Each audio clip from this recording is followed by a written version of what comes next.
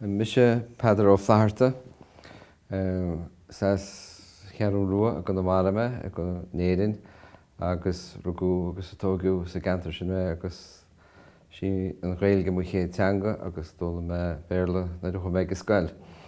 Agus tá me pléile cuasaí teanga agus cuasaí léana is dói bhealach bháin a bhealach chuile a gath mo híl a tá me inis fostaí in ollscoil chaithir bhile clia mar néachtar síonseirech agus tá mo spéisianí cuasaí na Gaeilge, cuasaí littérature na Gaeilge agus cuasaí curchain cí na Gaeilge, pleanáil teanga, cearta teanga agus mar sin de. Good afternoon, Professor Parta. Thank you. It's nice to have you here. Just to start off, people when they look at Ireland, certainly in North America, usually will look at Ireland and believe that Ireland is a English-speaking country. But could you give us the linguistic landscape of Ireland? Well, Ireland has two official languages under the Constitution of 1937. Irish is the first official language and the national language of Ireland under the Constitution, and English is the second official language, or another official language, as it says in 8.2 of the Constitution. The Irish language, I suppose, it's not as prominent in your day-to-day life as because English is such a prominent language in Ireland, but with 1.77 million of people claim to be able to speak Irish. That's 41% of the population in the 2011 census, and that's an increase of 7%. So 41% of the population claims Yes. to be able to speak Yes. Irish. Yes. And are they geographically situated mainly in the western or southern region of the... Traditionally, the language survived as a living community language on the western coast of Ireland. And that would comprise what counties? Donegal, Mayo, Galway, Kerry, Cork and Waterford. So it would be a strip along the west coast. If you started swimming from here to Ireland, you'd probably land in a Gaeltacht area where the spoken language of the community is Irish. So they are the traditional, what we call Gaeltacht areas, which means an area, a geographical area where the prominent language or the community language is Irish. And further north you go, the more English is used. Well, in a way, yes, but Donegal is on the north, on the top end as well. So that's not too. I suppose the further east you go, you lose the language because the traditional seat of power has been in the east, around the Dublin area, the Pale area, and as the language was driven out of Ireland under the process of colonisation, it finished off in the western seaboard area, the poorer area, the more remote areas of Ireland. And I know we're going to talk about the Republic of Ireland, but is Irish spoken in Northern Ireland too? Irish is spoken very much so in Northern Ireland at the moment. There are many immersion schools being founded in Northern Ireland at present, in Belfast and in Derry especially. There is a specific part of Belfast which is Irish speaking. They call it the Gaeltacht Quarter, and they have bookshops and coffee shops and restaurants and schools, and they have preschools, primary schools and secondary schools to the medium of Irish. And is it similar Irish than the one spoken in the Republic? It's close, yes, it's closer to Donegal Irish. They would have strong links across the border to Donegal Irish, which is Ulster Irish. So is there a standardized Irish, or you're saying that Donegal is a little bit different? Is it Yes. people from various regions, can they understand each other in Irish? They can, yes, but we have, I suppose, three distinct dialects, Munster, Connacht and Ulster. Everybody would understand the other, yes. More so recently because we have a national radio station in Irish, and everybody hears the three distinct dialects every day. So people have got used to the other dialects, so they understand them very well. But prior to setting up the radio station, yes, there would be difficulties. Say, a Munster person would have quite some difficulty understanding the Ulster Irish. But the dialects are merging together. And when you're saying the Ulster dialect, that's the Northern Ireland? That's Northern Ireland and Donegal, Donegal, yeah. Now, looking at the education sphere, Irish is taught in schools in Ireland. Yes. How is that organised? Do you have Irish schools and English schools, or are they bilingual schools? Irish is a core subject in the Irish education system until a final exam, what we call the Leaving Cert exam, which happens at the end of secondary school period, which is at the time the students are about 18 years of age, 17 or 18. So until they're 17 or 18, everybody has access to a subject of Irish, as they have, say, geography or history or whatever. Plus a study of the Irish language also with those subjects, or just? No, it would be the subject. Would be the subject. The subject. Okay. Now, in Gaeltacht areas, many of the schools would operate through the medium of Irish completely. So it would be full immersion Irish there, where all the subjects other than English would be taught through the medium of Irish. And recently there's a new phenomena of Gaelscoileanna, we call them, which are Irish immersion schools, having emerged primarily in the urban areas, where we see about 6 or 7 of these schools established every year. And they are both at primary level and secondary level. And they would do most of their teaching and learning through the medium of Irish as well. In preschool, do they teach also in? Yes, there's quite a strong movement. Actually, they were the preschool movements. Maybe they were the pioneers of Irish medium education. They started preschools in both Gaeltacht areas and outside Gaeltacht areas. So they are quite strong and prominent, yes, throughout the country.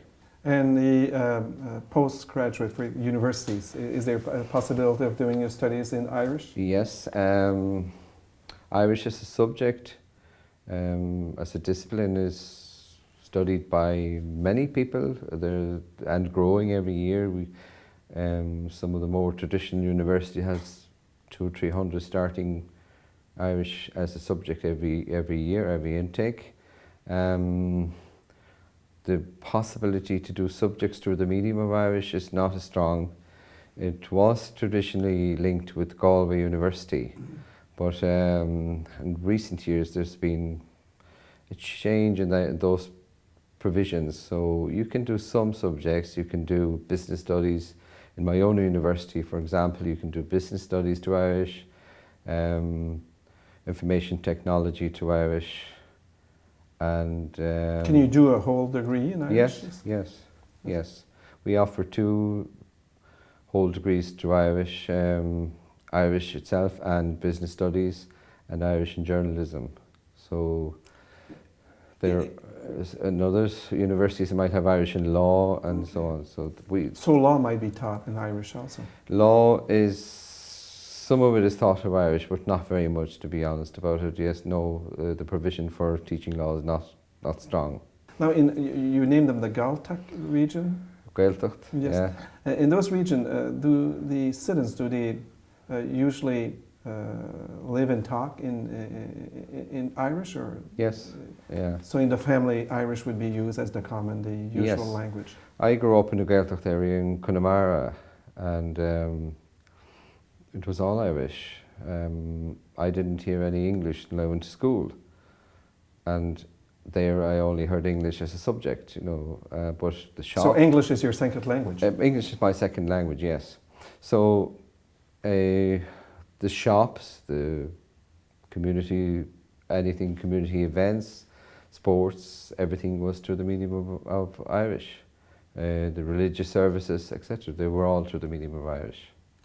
So if we look now at the legal status of Irish, you stated a while ago that Irish is the first official language and English is the second official language. Yeah. So reading that, we would come to the conclusion that Irish is the predominant language in the working of the government of Ireland. Is that Yes, correct? you could come to that conclusion, I suppose, but that would be totally incorrect. Irish is the first official language and is the national language. And 8.2 of the Constitution says Irish is another official language. English is is another official language. But in reality, most of the work of the government is carried out through the medium of English. And why would that be?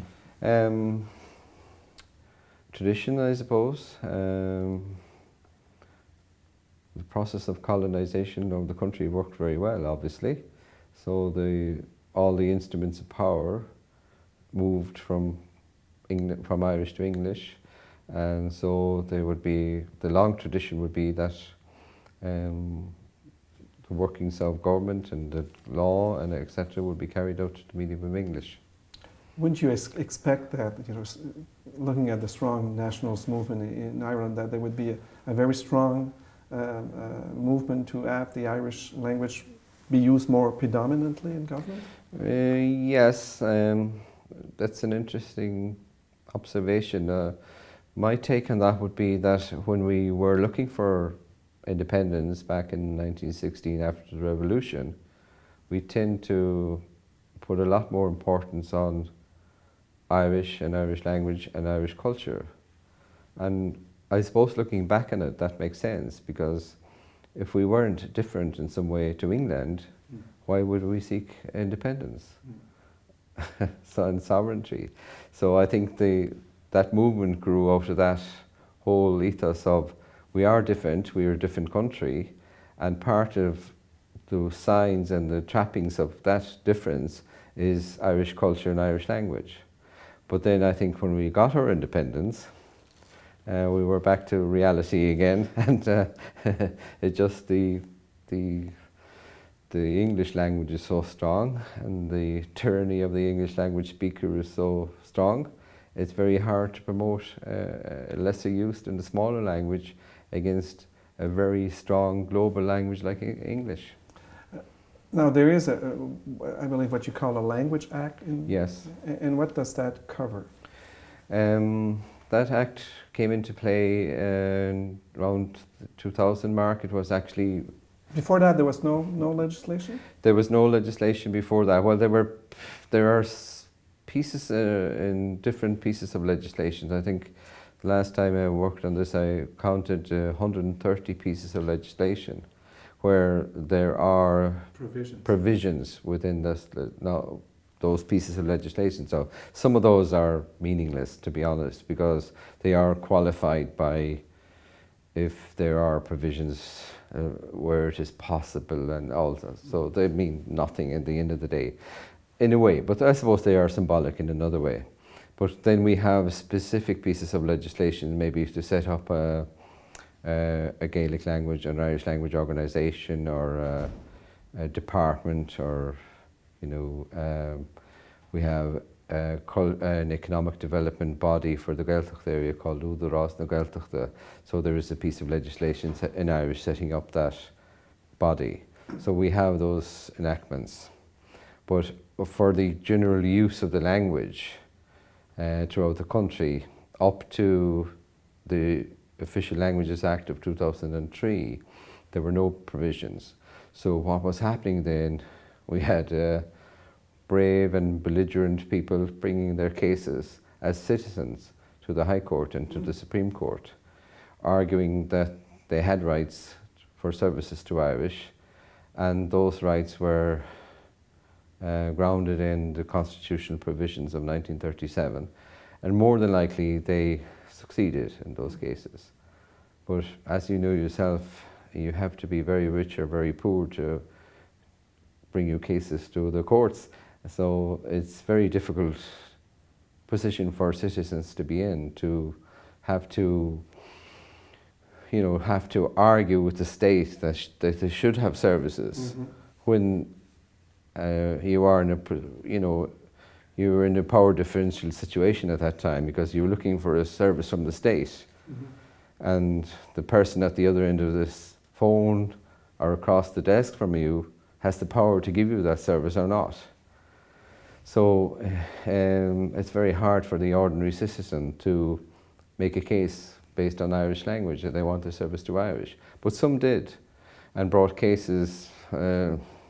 So we have quite a strong body of case law around these court cases. For and that was before the official language? That was before the official language. I think of one off the top of my head for somebody wanted to, they wanted to register a limited company to Irish and they couldn't get the official forms and documentations.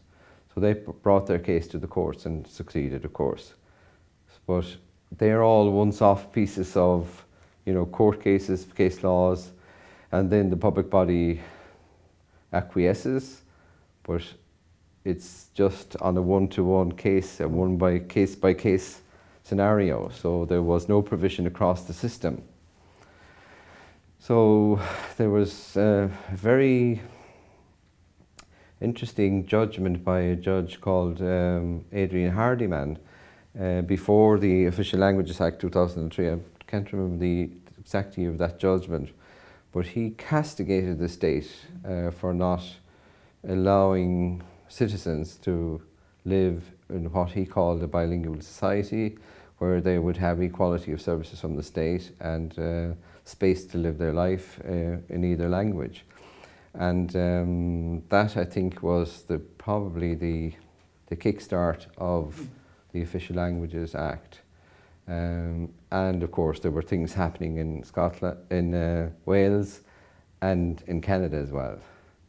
The Language Act was here, and there was Language Act in Wales, and there was a commissioner here. So we were looking on both sides of the Atlantic and saying, well, something is happening in Canada, something is happening in Wales, and we're in the middle and there's nothing happening.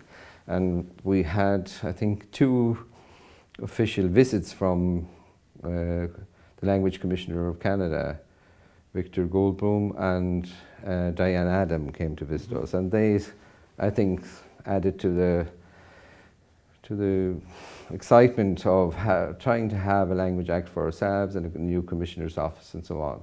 So that came to pass in 2003.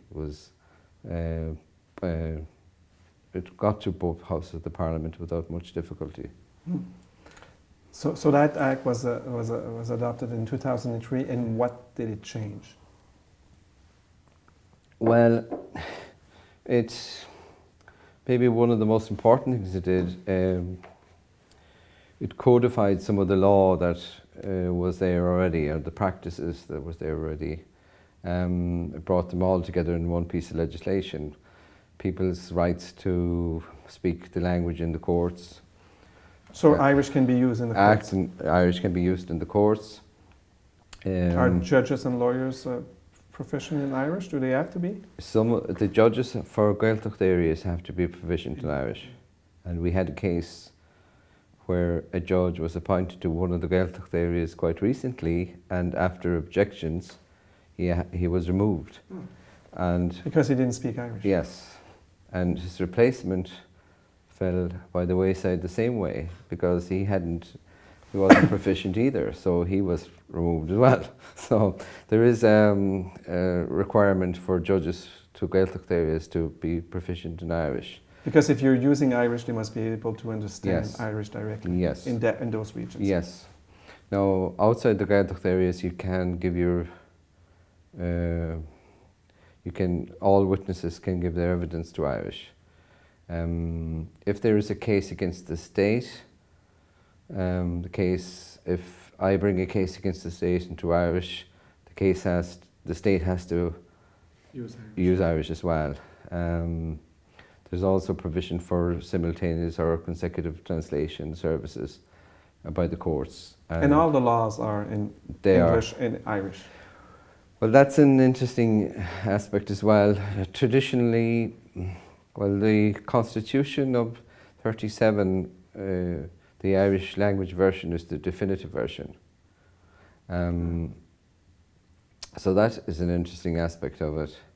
Now, after that, the policy has been that all language acts, all acts of government should be translated and published in both languages simultaneously. And that continued, I think, into the 1930s, 40s, 50s even. But then there was a backlog, there was a backlog of the Irish language version being available, and again people brought cases to the Supreme Court over this issue. And issues like the rules of the court and so on weren't available in Irish. So there was a court case brought to the Supreme Court over that issue. Now, from 2003, the Act stipulates that acts have to be published simultaneously in both languages. Although there's been another little amendment in a 2011 Act. There's no bearing on language at all, but it was stuck into that Act saying that an act can be published in one language on the internet. So you could publish it in English on the internet? So yes, you could publish it in English. Without the Irish version? You could publish it in English or Irish on the internet, but if you publish it in hard copy, it has to be in both languages. Okay. So we know what will happen now. It will be published in English on the internet, and sometime in the future, when it is published, or maybe published in a hard copy, it'll have to be published in Irish as well. But they are kicking the can down the road, In regards to services by public bodies, how does the Language Act deal with that? There are a few direct rights in the Act. For example, if I write to a public body in Irish, they will have to respond to me in Irish. If they respond, that is, or when they respond, they'll have to respond in the language of my correspondence. So not necessarily immediately? No. There are, and the provisions for the courts and so on, there are provisions for certain publications of strategic documents, the annual reports, the annual accounts, and certain strategic planning documents and strategic intent documents of the public body has to be published both in Irish and English. And that's basically it. Signage, road signage has to be bilingual, and road signage in the Gaeltacht is unilingual Irish. And then outside everything else out of the scope of that has to be dealt with by a language scheme, which is a statutory plan agreed between the Department of Arts, Heritage and Gaeltacht and the public body itself. And is that working well? In theory, if you look at the scheme and the way it's formulated, you would come to the conclusion that it could work well, because the Minister has the right to ask any public body of the 650 we have to prepare a language scheme in which they will have to say and declare the services that they are going to provide over the next 3 years through the medium of Irish or Irish and English. And the first tranche of language schemes agreed were okay. They were minimalist, I suppose, in approach, because public bodies didn't want to raise the bar too high, and they tended to proclaim that they wanted to do X, Y, and Z when they were already doing X, Y, and Z. So be it, I suppose that's human nature in a way. But we were all waiting then for the second scheme, which should come into place 3 years later. But what has happened was, what had happened after that, once the scheme is agreed between the department and the public body, it is then passed on to the Commissioner's office, and he has the responsibility to ensure that that scheme is actually fulfilled, and what the public body say they will do, that they will actually do. And there was uproar, because This was the first time ever they had to do anything like this, because they were always giving a load of pious platitudes towards the language. We were doing X, Y, and Z, but they never did it, you know. But here now was a change, because they said they would do X, Y, and Z in a scheme, and then after that was passed down to the language commissioner, he was coming back onto them and saying, well, you said you'd do this, but you haven't done it. So when are you going to do it? And they didn't appreciate that at all. So I think we suppose we have to place this in a more general context as well. Things weren't too bad when we thought we had money, but austerity took over, and we were badly hit by recession. So this was a great excuse, of course, for public bodies to say, it's always the same excuse. Yes, isn't it? We have no money, we have no resources, we are losing people, we don't have... So blame it on the minority. Yes, blame it on the minority. Why would we be wasting money on issues like the Irish language? While there are people on trolleys in hospitals waiting for operations and so on. It's a very difficult argument to deal with, to be honest. But the situation was, I think, we had quite a good success with first language schemes. But when the department went back to try and negotiate a second language scheme, things didn't go very well at all. So as a result of that, whether it be the blame lies with the department or the public bodies, we don't have the language scheme system. Doesn't seem to be working very well at the moment. You made reference to the language commissioner. Now, yes. How is the language commissioner's office? How is it working? Is there any, at this point, any preoccupation on how it's? Well, language commissioner is appointed by the President of Ireland on the recommendation of the Houses of Parliament. So the first commissioner, Mr. Sean O'Quiddan, was a journalist, as seemed to be the practice in those years, and he was appointed for a 6-year term. And he set up the office, and I think it's safe to say that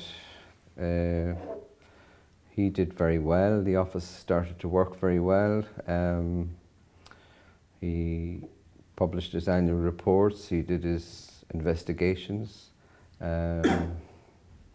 and things seemed to be working very well for the first 6 years. So that was 2003 to 2009? Yes. And then he was reappointed for a second term. And this is the time that the language scheme system, I think, was beginning to falter. And people were beginning to question the validity of a language scheme, because there were many issues around it. People found them very restrictive. Citizens were saying, well, if I get stopped by a Garda or Síochána or a policeman at the roadside, how do I know my rights? I don't have a copy of the language scheme under my seat that I can pull out and say, well, according to this, I'm due this. So, at the same time, at that time, there was I think the language scheme system was beginning to fall apart. And now I suppose we are wondering, the Commissioner has been very, very vocal, and he's a former journalist, so he has quite a strong access to the media, and he can raise issues, and he has caused a lot of furore, really, in Ireland about the lack of services and the lack of response, I suppose, to the 5,000 or something complaints that he has received over the years. But then what happens, because he can conduct an investigation or an audit, and he can write up the report and send that report on to government. But that's as far as his powers go. He doesn't have the power to bring the government to court. He doesn't have the power to bring the government to court, nor the public body to court. And how's his relationship with the government? I would say not very positive at the moment, because in 2011, a new government came into power, and they announced quite after a short period in government that they wanted to review the Act, which is okay, fair enough. It's not a bad thing to review acts of Parliament. And they set up a consultation process to do so. But as yet, we have not heard back from that process, although many people have submitted evidence to that process. And then shortly after that, they announced that they wanted to merge his office, the Commissioner's office, Language Commissioner's office, with the Ombudsman's office. In one office? So yes. The Language Act would now be the responsibility of the Ombudsman? Yes, that would seem to be the case. Now that has been resented and fought against by the language activists, and as yet we don't know what is going to happen there. The other issue that arose over that, I think because of the Commissioner's office in the Gaeltacht area and the Ombudsman's offices in Dublin, people are saying, well, are you going to move all these people from the Gaeltacht areas, move the jobs out of the Gaeltacht areas to Dublin? And the Commissioner's in Galway. Yes. So we are awaiting the outcomes of these delicate, I suppose, issues to be sorted. Just in conclusion, if I would ask you today, how positive are your feeling for the future of the Irish language in Ireland? This is a question I pose to myself very often. The Irish language, I think, will survive in Ireland for a very long, long time. We have seen growth, I think 6% growth since the census of 2006 to 2011. So many more people, the attitude towards the language is very positive now. Young people are more inclined to learn the language. It's growing in the urban areas. We have a growth in Irish immersion schools. All of these, we have a television station, a national radio station, a separate, or part of it, of a government department, 2 state bodies to promote the language. The growth in Northern Ireland has been very positive. The growth and interest in the diaspora, in the Irish diaspora, is very, very positive. Many people learning Irish in Northern America and in Canada here, and on the mainland of Europe. So they're all positives. Is Irish one of the official languages at the European? Irish is one of the official working languages of the European Union since 2007. So they are all the positive things. The only negative, I think, is the decline of the language as a community language in the traditional Gaeltacht areas. So language change is happening in the Gaeltacht, still happening in the Gaeltacht areas. So people are moving. Transmission from one generation to another is not as successful as it was in the past. So if that continues, I just debate with myself what is actually going to be the end result of that. Will we have a very synthetic language coming more, borrowing its idioms and similes and structure from English and constructing it in a kind of in a synthetic Irish language, rather than basing it on the traditional languages that has been spoken for generations and generations in the country. Now, I agree with the idea that languages change, all languages change and so on. But languages I wonder, can a language survive without having a community of speakers who speak it every day from the shopkeeper to the priest to the professor to the fool, or vice versa. And, you know, as a community language in a geographical location, I wonder, can a language survive without that? Because as yet we don't know that, because we have no examples of it. It's a very important question. So I think it's a very critical question for Irish, because what you have in Dublin is, say in Dublin you have many, many speakers, but they're not living together. If I meet you, I don't know if you're an Irish speaker or not, if I don't know you. So you have networks of speakers and so on who come together, and for them the language is an additional value item. It's a badge of identity. It's a way of accessing their culture and their tradition, but they don't live in a language community. So if we lose the traditional language communities, I wonder what will happen to the language. Now, this is a critical issue for Ireland, for Wales, for Scotland, and for Brittany at the moment. The same phenomena is happening. Growth in the urban areas, decline in the traditional language communities. Same preoccupation also in New Brunswick. Is it? Yes. Thank you very much, Professor Flatharta. You're very welcome.